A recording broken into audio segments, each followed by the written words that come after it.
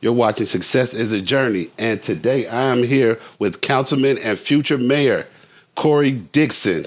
First of all, brother, I want to say thank you for doing this interview, allowing us in your home to do this, and let's get right into it. Let's get the people some background information on you. Where are you from? From Elgin, born at Sherman Hospital. Okay. Lived in Schaumburg for a little while, doing elementary school, and been back in Elgin ever since. So, yeah, man, so this is home for me. Okay. Tell us how it was growing up in Elgin Yeah, for you as a younger Corey. yeah, man, Elgin's come a long way, man, from what it was back in the 90s, 80s, Mm, period of time. Man, I was just like most of the kids out here just trying to figure it out, playing sports, running the streets, got out the track for a while. But it was a good childhood, overall, what I'm saying, but it was definitely some rough moments there, but we're here now. okay. Okay. So let's talk about when you say rough moments. How what are those obstacles that you went through as a earlier, like, Yeah, you know? yeah, early in life, man. Yeah. Um, I didn't know my father, my biological father. My biological father was murdered when I was only a baby, so I Hmm. never got a chance to get to know him. My stepfather would raise me, but my older brothers would, he was running around in the streets and trying to also figure it out at the same time. And so I think just that disconnect and trying to figure out life and not having somebody that was able to guide you. My stepfather would soon have to pass away himself. Oh wow. So one was left to murder, and then one was like, as a heart attack, right in the seat unexpectedly, right? So we Wow. had this situation where my oldest brother was, the man of the house essentially, and was trying to figure it out himself. And here I am, a young kid running up behind him, trying to figure it out and running in the streets too as well.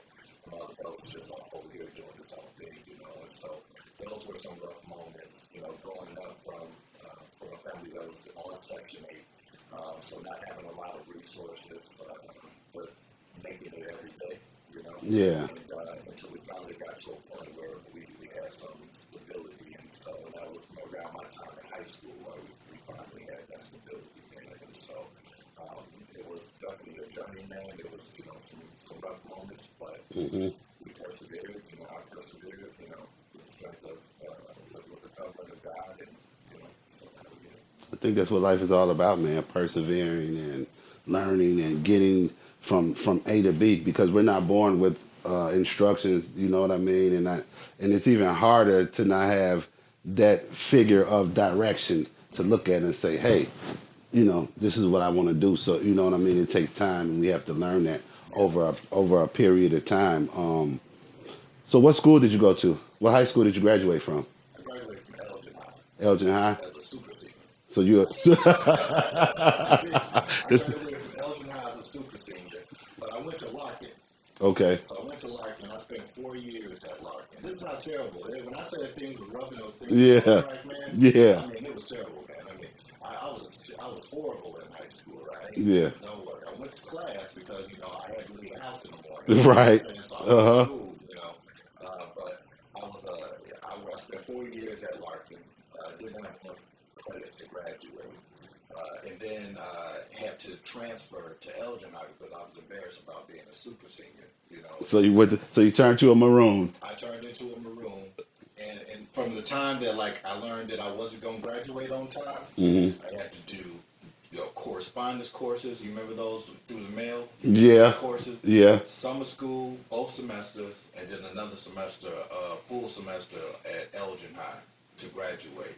So I graduated in '02, but I really should have been a part of class of 2001, man. So Okay. So that's what that super senior means. yeah, man, that's super senior, man. And so, but that period of time is crazy because I knew that I was wanted to be successful. I knew in my mind that I was going to be successful, and I remember sitting in my counselor's office, Hmm. and my counselor is like, "Corey, what are you doing? You got nothing but D's and F's and a few A's in gym, Hmm. right? So what you doing? you know? And I was just like, oh, don't worry about that. I'm gonna be okay. Yeah. They're like, what? It's like, how are you gonna be okay? You're failing all these classes. Like, you're not picking up any skills. What are you doing? It's like, I'm gonna go to college. It's like, what college gonna let you in? You got D's and F's. I was like, somebody gonna let me in. And Yeah. when they do, I'll be okay, right? And what ended up happening was I was dating a girl. Every good story starts with a girl. I Yeah. was dating a girl whose mother was a principal in U46 at one period of time. Right? Okay. She connected me with somebody else, which is Joyce Fountain, who served on the school board for a long time. And she told me, the mother of the girl I was dating told me, like, listen, you're not going to date my daughter if you don't get your stuff together. And she didn't use those words. Right. And I was like, okay, what I got to do? She was like, you got to get your papers. I'm like, my papers? What do you mean? Mrs. King, Barbara King was her name. What do you mean, Mrs. King? She was like, Corey, you got to get your papers. You got to get your high school diploma. You got to get your college degree. And then you got to get a car note. I'm like, a high school diploma, a college degree, and then that's what I need to be doing in order to date your daughter? She was like, yeah. So I was like, all right, well, what do I need to do? What's my next step? So that's when she connected me with Miss Fountain. Okay. And Miss Fountain set me down. That's when they helped me get into Elgin, helped me transfer. I got nothing but A's and B's, essentially, from the time, like, I had that meeting. So correspondence courses, summer school, extra semester, A and B, graduated like a 2.0. Okay. GPA. Okay. And, took my ACT, did pretty well, and they slid me in, so I went on to Grambling, man, and never looked back. Okay. So how did those years at Grambling kind of help develop you? Oh, man, it was a culture shock, to be honest with you, man. It was rough those first probably two and a half years. Talk about that. What was so like, you know? Yeah, man. Was it the first time that you were out of your normal environment? Yeah. Okay, Yeah. so you're away from home, far away from home. You're like, wow. Man, you know what? Elgin is a super diverse city. Yeah, absolutely. You know what I'm saying? So it's always been like that growing up, right? Uh-huh. So we got Latino people, we got Asian people, we got white people, we got everything, you know what I'm saying? We got Middle Eastern people, like we got everything. Yeah, melting pot. It's a melting pot, right?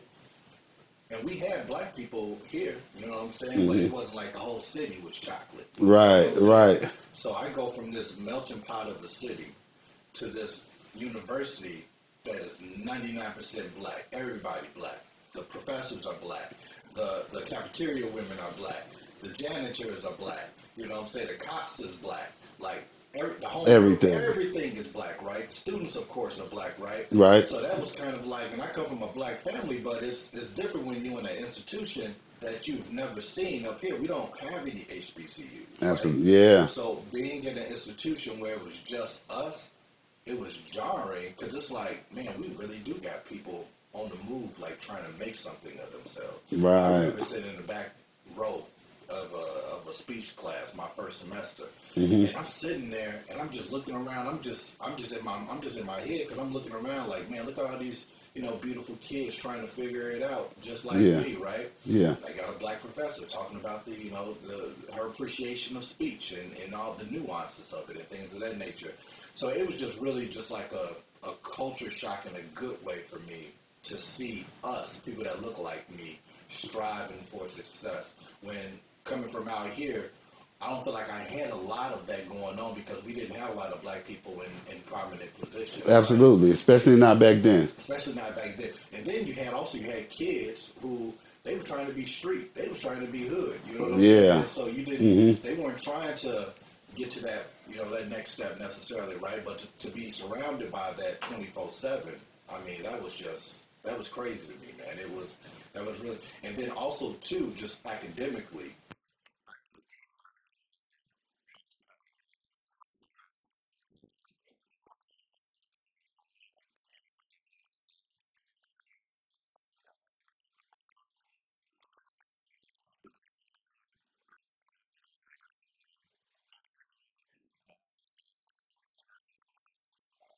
So yeah, at Grambling State, and you're figuring it out. This big culture shock in a good way because you're seeing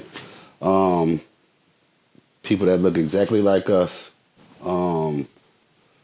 would you say go in the direction that you are trying to figure out, we're going in the direction that you could feel like, oh, I could see myself doing this or doing this, right? You know, well, if we're talking about like in the realm of like service to the community, like no, not that. I didn't see that. What I did see was just a lot of people hit it in a positive direction. Right? Okay. Some people wanted to be doctors. Some people wanted to be lawyers. Some people wanted to be going to banking. Some people wanted to be teachers, nurses. So I saw everybody doing something positive. Right? Okay. But like, did I see anybody going into service to the community, like in an aspect of like where I am right now? Mm-hmm. No, I didn't see that at all. Did you see yourself? Did you see yourself back then going into that direction, or you even for sure, like even after doing 4 years, which I'm sure was an amazing experience. Yeah. You had HBCU and you're enjoying college. Did you still have a full grasp on direction, where I want to go? When I leave school, this is what I'm going to do. This is it. The biggest blessing in life, man, for a lot of folks, I think it's like knowing what you're gonna do from a young age. Like, but that wasn't a blessing that I had. Like, I didn't know from a young age where I was going to be going, right? Even still, when I was in school, I didn't know exactly what direction I was going to go. Okay. It wasn't until my senior year, going into my senior year, that I was like, oh, I know what direction I'm gonna go in, right? And it was the end of my junior year before summer school started, and I like, okay, Corey, you got 1 more year to go to finish college, and what you gonna do afterwards, right? Because I'm getting this business degree, so I was just like, well, I'm gonna pray about it, So I remember getting on my knees and praying, right? Praying to God, like, hey, God, I don't know what I'm gonna do. Give me some direction. Give me some direction, right? And that night I had a dream, right? I call it a vision, right? And it showed me, like, in the realm of public service. It didn't tell me a position, The dream didn't tell me exactly when, right? But I just vividly remember myself in public service. And I remember waking up. I didn't know exactly what that meant, but I was like, I'm going to explore that part of me, right? Okay. Fast forward, I finished school, come out 2007. The market crashed about 6-9 months after I came home from school. Business is bad for everybody. Yeah, I was a manager. Especially in real estate. Yeah, I was a manager at a bank. I lost my job. And instead of like fretting and being like, man, what I'm going to do, I was like, I know what I'm going to do. Like, I'm going to start exploring that part of me. What I was praying about, what I saw, the visions that I had. Like, I'm going to start doing community work and see what happened. So I literally just started doing that and went back to school and got a master's degree at the same time and volunteered, from one board to another board to another organization. Went through a leadership program, started teaching a leadership program, and then started going into another leadership program. I was literally just doing everything I possibly can to get to that point where the visions that I was having, like I was able to see myself like in reality. You saw them coming to fruition. I saw it come to fruition, right? So it wasn't until I kept on moving and just headed in that direction and being positive that I finally was like, I know what I'm gonna do. I'm gonna run for office, But that whole thing was a process. Like, I didn't know that, 30 years ago. Like, I wasn't grooming myself to like run for office. Politics was never discussed at my kitchen table growing up. Right. My parents probably didn't even vote. You know what I'm saying? Like, same, yeah. Politics was never a conversation in my household, right? Yeah, absolutely. So it wasn't like I had the opportunity to in connection to resources to like groom myself for these things, right?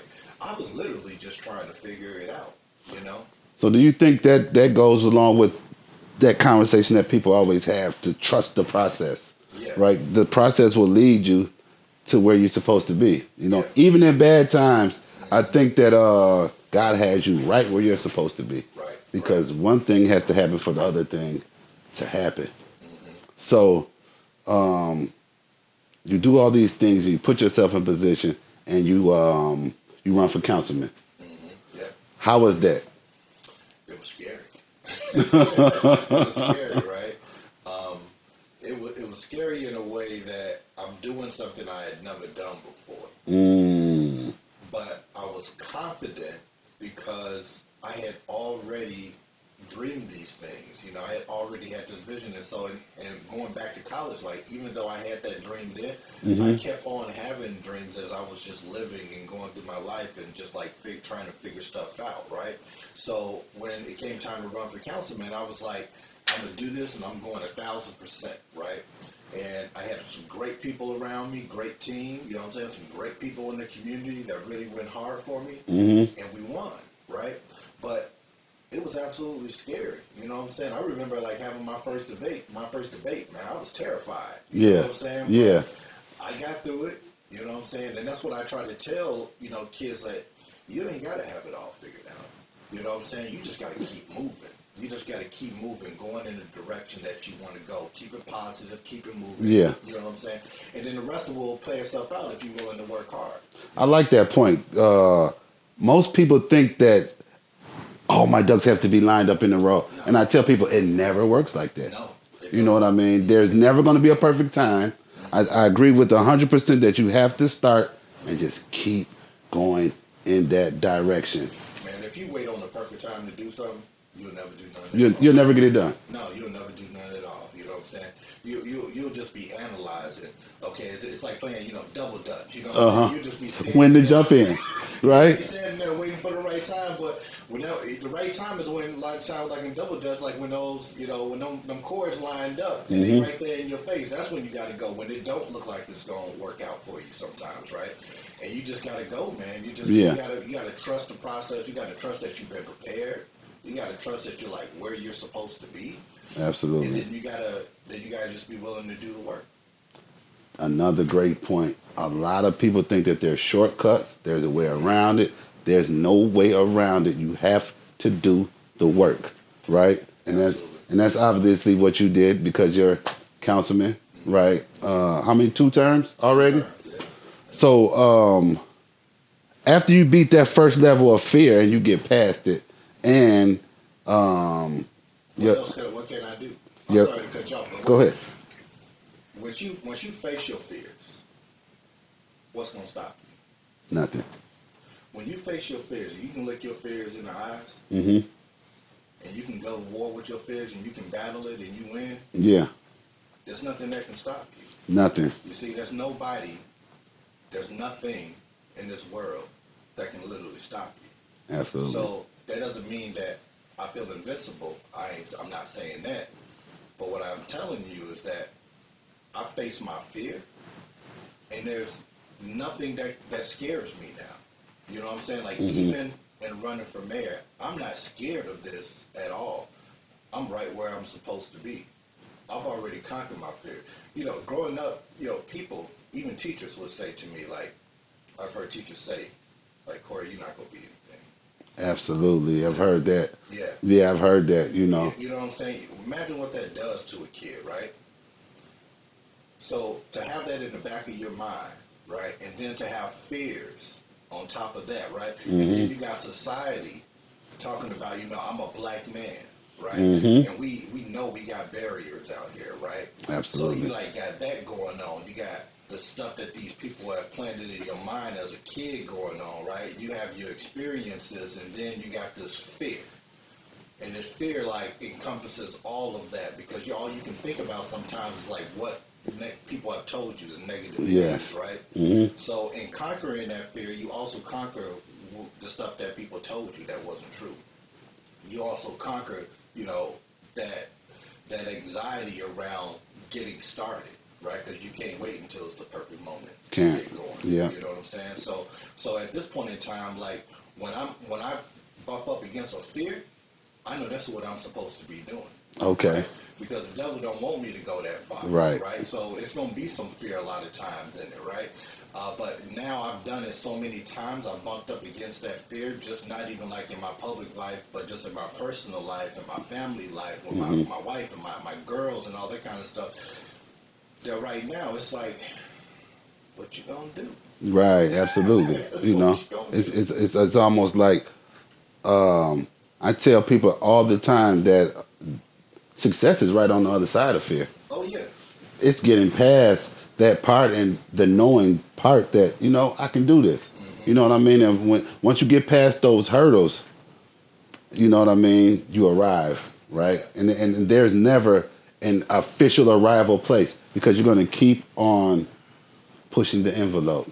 And speaking of pushing the envelope, I want to say right now, congratulations to our future mayor of Elgin, Illinois, right? You know what I'm saying? Let's get right into that. Running for mayor. Yeah, man. When did you have this? We've been through all this. I'm councilman. Things are going good. When did you say, you know what? I want to do more, right? You know what? I think the first time I had the thought was after winning the first time. Okay. Right? After I won the first time and I faced that fear and I conquered it, I thought to myself, like, I can be mayor of this city, one day, right? I didn't know if it was going to be, a few years later that I'd be in position to accomplish that, right? But that was probably the first time, that I really had that, like a real thought. Now, the first time I actually said it was years before that. The first time I had actually said it was 10 years ago. I was at Walgreens, one on Wing Street, Wing Street in McLean. I was there with my daughter. She was probably about 8 years old at the time, right? 7 years old at the time. It's 10 years ago. She's 17. Okay. And we're in the Walgreens, and I was talking to her about my service in the community and stuff like that. And I said, she had asked me a question, and I had said something back to her, and I said, one day, I think I would like to be mayor. Right? I said that to her back then, 10 years ago. Spoke it out to the universe. I put it out there, right? I didn't say anything about being a councilman. I didn't say anything about doing this position first. None of that. I was like, one day, I think I can be mayor, And you know what happened? We're walking through the aisles, and guess who I bumped into? Who? Dave Captain. The mayor of Elgin. With his wife in the store moments after I just got through telling my daughter. Wow. That's, what I'm saying? So it's like divine intervention, right? Yeah. So when that happened, what I'm saying? I remember walking out the store like, man, Corey, you better be careful what you say, man, because, what I'm saying? Like, God gonna put it right there in your realm. Just think about it. And you're right there in reach. Think about it. You asked him for direction in college. Yeah. You went to sleep, had a dream. God answers, man. He hears you. The tongue is very, very powerful. He hears you. Listen, I tell people all the time, man, I don't know about y'all, man, but man, my God be listening. I'm telling you. Be listening. I'm trying to tell you, brother. Man, I have been. This is off subject. This is off subject for sure, man. But I've had friends, what I'm saying, who may have been like struggling, to have their first child with their wife and things like that. And I'd be like, hey man, I'm gonna pray for you, dog. And this is gonna happen. You watch my word. Sound crazy, right? Not to me. I know there's power in prayer. I pray about things like this and things that I want to have in my life, and not just those things, and they would come to fruition. And and those two friends that were struggling, they both have kids to this day. Man, there's so much. Shortly after I had said these prayers. So, I say it in a joking way, like, God listen to me when I pray, right? He listens to everybody when they pray. Absolutely. Because that's the joke of it all. But he really do be hearing me. You know what I'm saying? And Absolutely. I believe in that higher power. And I think that's what separates my movement maybe from those who it's called faith. who are coming, like favor ain't fair is what they say. Yeah. Right? And I think that probably that's one of the things that separate. Like I lived a certain kind of way for so long that I know that other side of the tracks, and then to be on this other side of the tracks and still to have that faith, it's just, I don't know, man. It's amazing, supernatural feeling, ain't it, man? Yeah. So plans for Elgin, when you become mayor. I remember growing up in Elgin. Elgin was very family oriented. My parents came here in like 1960. I can remember growing up, we shopped downtown Elgin, ate downtown Elgin. We did a lot of things, in the core of the city. What are some of the things that you plan to bring to Elgin to let's say revitalize Elgin in that that family, community, and things like that. What do you plan to do? Yeah, you know what? Elgin is lacking like a center spot, right? We have a downtown, but like you said, we don't have a downtown how we used to have. And honestly, that type of downtown is not going to ever exist again. We need to have a different type of downtown. Okay. A downtown that we haven't had, one that's a walkable community. Where we Absolutely. have restaurants and retail stores like we've never had before. Where we have attractions downtown like we've never had before. We're talking about movie theaters or ice skating rink, things of that nature that's going to pull people downtown. We were talking earlier about Starbucks, right? I'm Yeah. not saying we need a Starbucks downtown because we have other small businesses that serve coffee there. You don't want to take that feel away from Absolutely. it, but certainly on the east side of town, like we need those things, those types of amenities. So when I think about like the future of Elgin and just thinking about what that downtown could look like, when you think about a Naperville, a St. Charles, a Geneva, or even off of Mayoral Road in Elgin, a lot of people from the west Absolutely. side go there, right? Yeah. You have the access to all of these things. We need that not just only in our downtown, but we need those things also scattered throughout our community. Because we have a Absolutely. big city. You know what I'm saying? Absolutely. So Elgin, to me, what I plan on making Elgin is the entertainment hub of at least the entire Fox Valley. From everything from Aurora to everything to, West Dundee and beyond, Algonquin, all of that stuff like that. We have everything that we need in order to be successful there. You know what I'm Absolutely. saying? We have great access to 90. We have public transportation. We got access to the metro. We got the Pace bus station. We have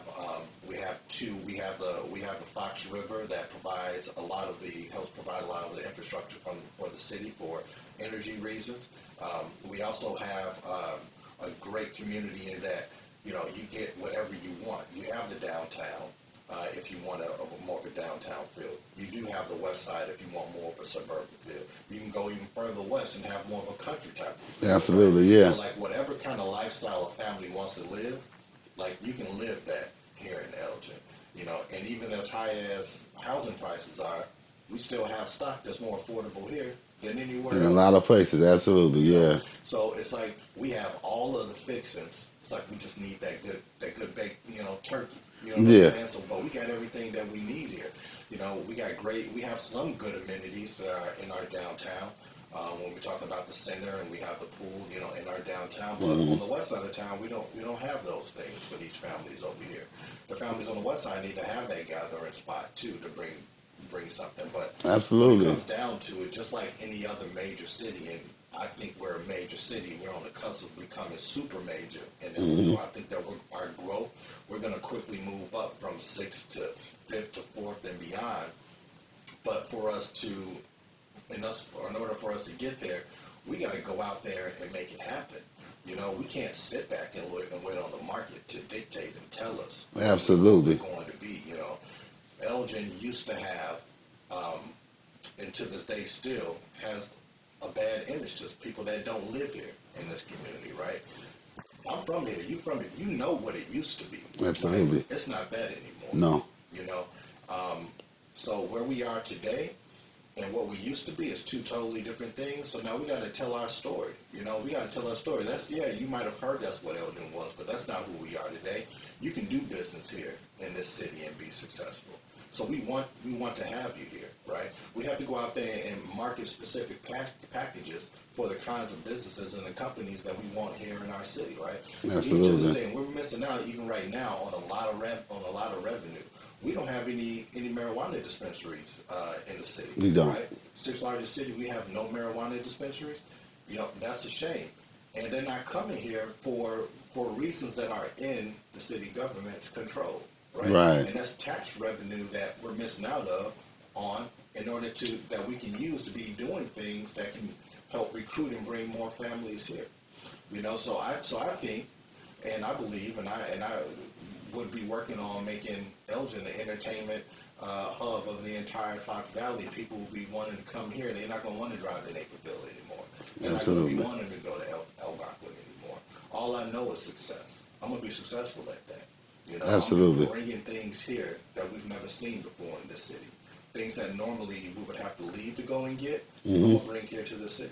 Man, I'm excited about that, man. You know, I'm gonna be out there on the campaign trail with you, man. I'm doing my part, right? Because it's just not a one person thing. That's It's a right. community thing. Right. It's a thing that the people have to get behind Right. and bring that nostalgia back of Elgin, the things I used to do growing up. You know, Yeah. I used to go shopping and get changed to go to the arcade in Elgin, Big Ike's, if the people remember that when we were growing up. We had a Eleanor's record stores. We had you know, small businesses that existed, but it kept us, you know, like you said, those walking downtown communities, Yeah. which I think that helps as a image of the town and show you who we really are and what we're really about.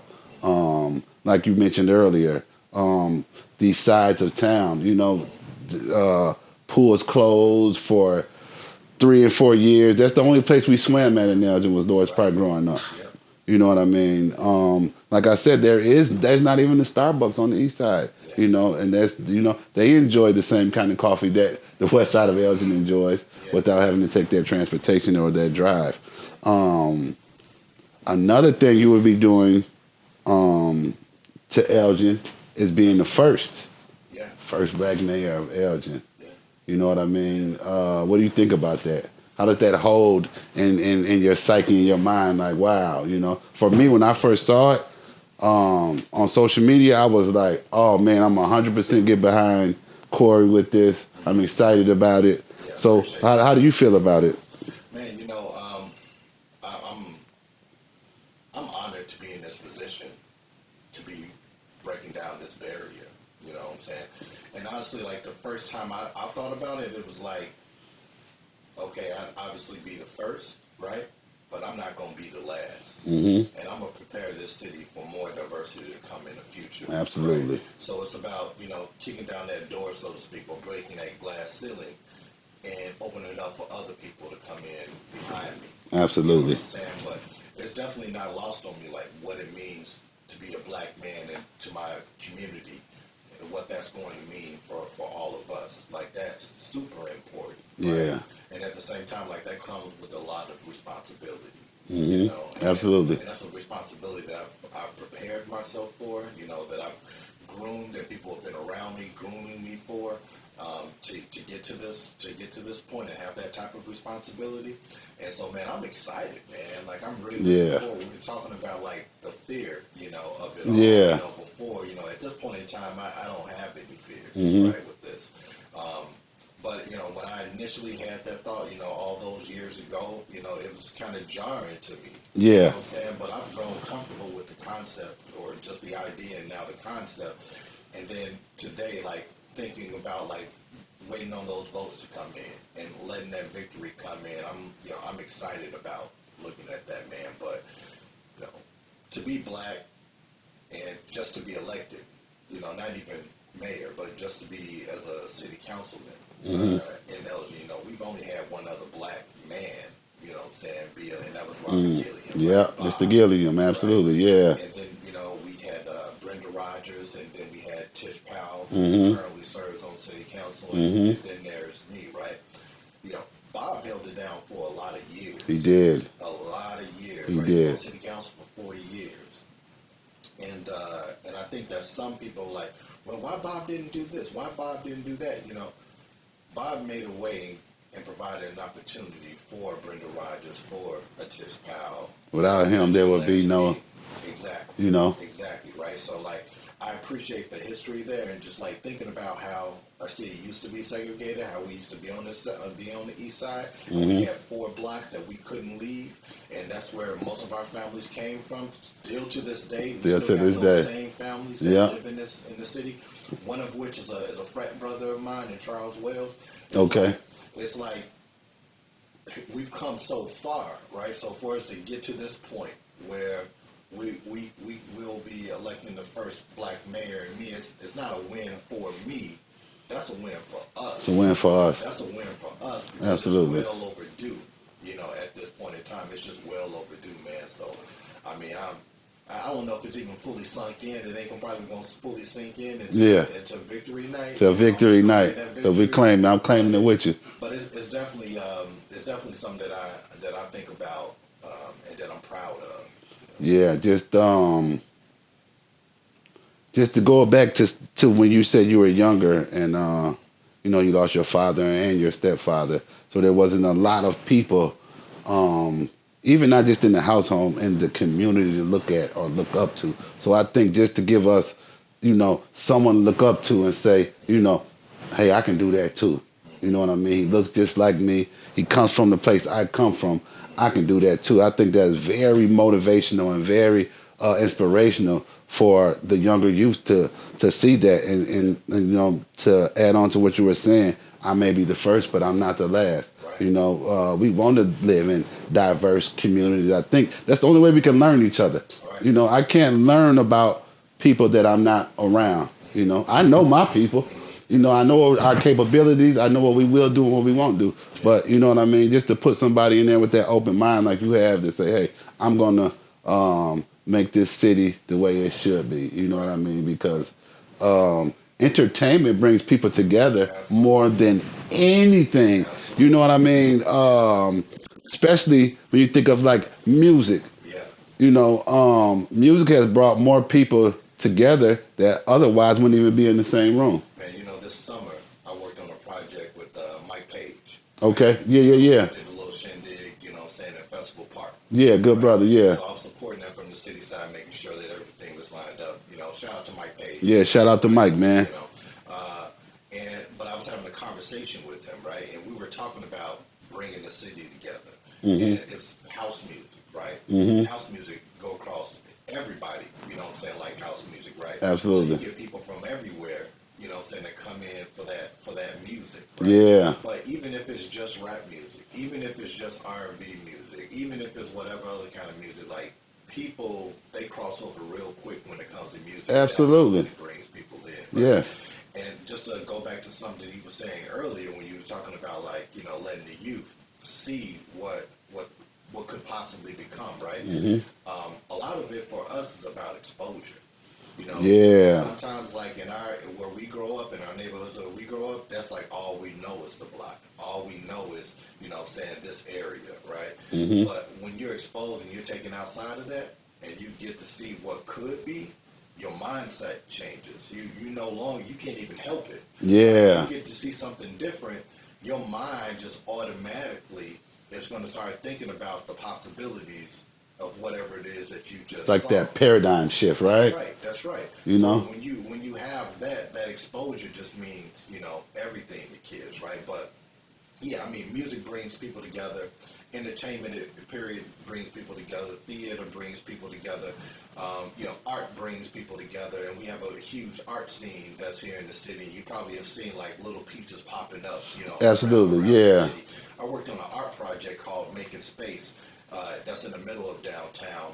And you might have remembered, like, there was this mural that was down there probably about 7 years ago. Yeah. And it was a mural of this black man being hung that was in the I remember. It didn't show the actual bodies, but it showed the faces Mm-hmm. that were. So that was upward, that was taken down. So we worked on this project called Making Space that I co-found. And now there are black faces from our community in there, right? So Cynthia Clements, who was murdered some years ago. Yeah. Bob Gilliam is on that mural. You know what I'm saying? Like people who were from the time of when we first came to Elgin up into current times that meant something to our community. They're all those faces are there on that mural. You know what I'm saying? Yeah, absolutely. So even though like we're going forward and we're like, we're taking things to another level, you can't ever forget that part of our history. But the art part is huge for our city. The entertainment part is huge for our city. So when you start talking about like what the future of it is, you talk about art and entertainment, that's everything. You know what I'm saying? That's a lot to build off of. It absolutely is. And that exposure, to get the kids to see art and what it means and what it is and things like that. You know what I mean? I think it's great, man. I'm excited to see what happens, man. What to see the future, to see how things that we're sitting here talking about right now take place in 2023, 2024. And so on and so forth, man. That fruition, that thing, man. Like I said again, I can't say how much excited I am about this. Yeah, thank you, bro. And outside of politics, what do you see and helping? Because there's so much gratification in helping, man. Yeah. Yeah. That's what I get from doing interviews with people in Elgin, helping them promote their businesses, helping promote restaurants. What do you see outside of that? What are some future things for you? What are you looking forward to in the next couple of years? What are some short-term goals outside of politics? Outside of politics, man, I want to continue to be a good husband. I want to continue to be a good father. You know what I'm saying? Because I'm in, we call it politics, right? But for me, it's just community service. I was never, trying to go into this realm. I like to tell people it found me. I didn't find it. I didn't go looking for it, right? Yeah. It just found me. But, when it comes to like our nonprofits in the community, just outside of it, like our youth sports, we talk about like the Elgin Bears. Yeah. You know what I'm saying? We got, our teams struggle for the resources that these kids need. When it comes to equipment or when they go down to Florida, shout out to the Elgin Bears. They Yeah. down again. Yeah.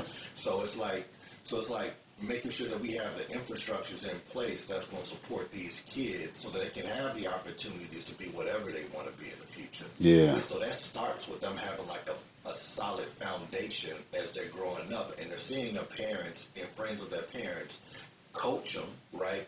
Run these leagues, so it shows them organization and how we can work together, right? They're on the team where they have everything that they need, so they know that these adults in my community care so much about me that they got my back and make sure I got everything that I need in order to succeed. It does something to your mental, right? So for me, I want to see teams like the Elgin Bears be protected and pushed in the right direction and make sure they got a solid foundation.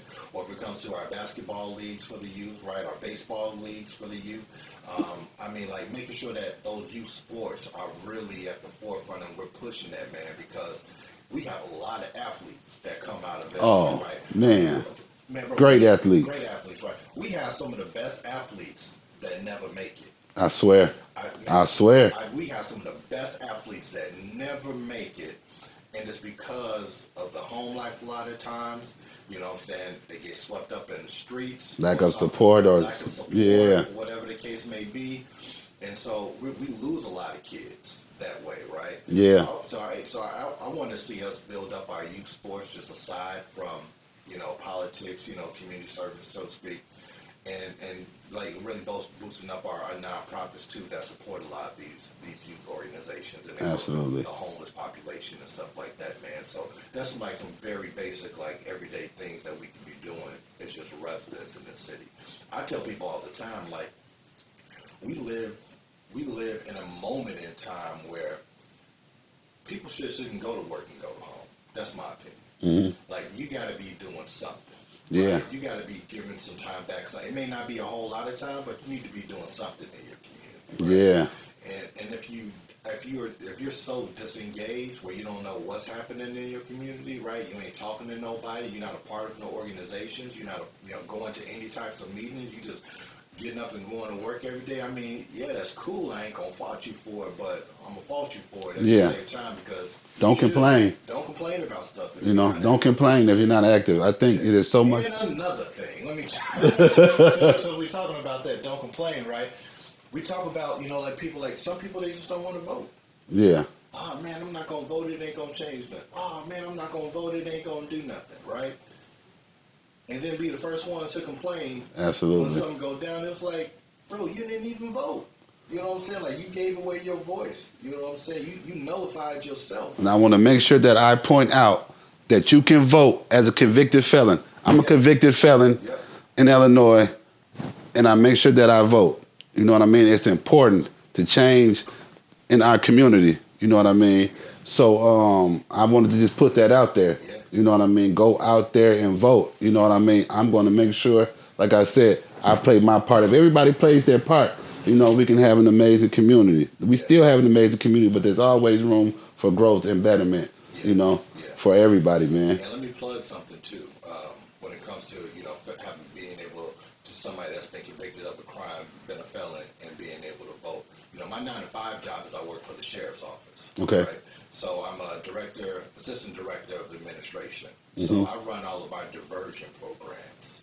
So all the guys and all the women who are with us inside of the jail, I make sure that they have programming so that they don't leave the same way they came in. Right. So make sure they have job training, you know, access to that, right?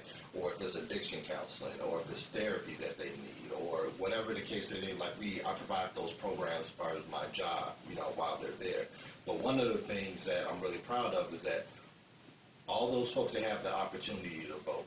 Just because you're incarcerated doesn't mean that you shouldn't be shown the same dignity and respect and duty as everybody else on the outside. Absolutely. So you got to be able to vote. And so for the last 4 years, which is how long I've been with the sheriff's office, everyone that's there, they always have the opportunity to vote, and they do. That's amazing, man. That's incredible. You know what I mean? I think you exercise your right and your vote. People died because we didn't have the right to before. You know what I mean? Yeah. And it's just like, you know, exercise your right to vote, and let's go out there, man. And we're going to get Corey Dixon in office come this April, correct? That's right, April 4th, man. Okay, man. So, Corey, Early voting starts in March. Early voting starts in March. We getting out there. You know, to be around springtime. Yep. The weather be breaking, to be perfect time to get out there and make this happen and create history for the city that we were born and raised in. Listen, man, if all of us show up to the polls like we supposed to, it's a wrap. You know? That's it. It comes down to us. You know what I'm saying? Absolutely. Black women vote at a higher rate than anybody else. You know what I'm saying? Yeah. Black men don't. we don't always show up to the polls. For whatever reason, right? For whatever reasons, right? So, you know, I would just say to my brothers, and I'm looking at the camera when I say this, man, like, make some time and show up to the polls and don't go alone, man. Bring your friends, bring your sons, like, show them and lead the way, you know? And we show up to the polls how we supposed to, it's a wrap, you know? As well as everybody else, because we got a very diverse city. Yeah. But if people show up the way that I know that they can, right, it's a wrap from the get-go, you know, and Absolutely. that's what we want, you know. We just, you know, it's like Deion Sanders. We were talking about Deion Sanders, Yeah. right? He has this clip, right? He was like, I just don't want to win, you know. I want to dominate. Yeah. That's what I do, you know what I'm saying? Like, Yeah. he said, when you walk into the room, did you smell that? That was a sin of a winner, baby. You know? Yeah, absolutely. So I'm not being I ain't that boastful, but I'm just saying, like we are here to win. We ain't just here to win. We here to send a message. Yeah, absolutely. You know? So we show up to the polls like we're supposed to. We gonna send that message. It's a new day. This is the new Elgin. Yeah, You know what I'm man. saying? Our future is bright. Yeah, absolutely. Corey Dixon, man, thank you again No problem, man. for letting me come in here. This was a great conversation. Yeah. I learned a lot. I'm inspired. Yeah, Like I said, I'm going to be out there with you, man. And, yeah, man, thanks again for having me in your home, man. And make sure, again, you go out and vote. Make sure you watch Success is a Journey on YouTube. And make sure you like, share, and subscribe. See you guys in 2023. That's right. DixonForMayor.com. DixonForMayor.com. Corey Dixon, True, TRU, on all social media platforms. All right.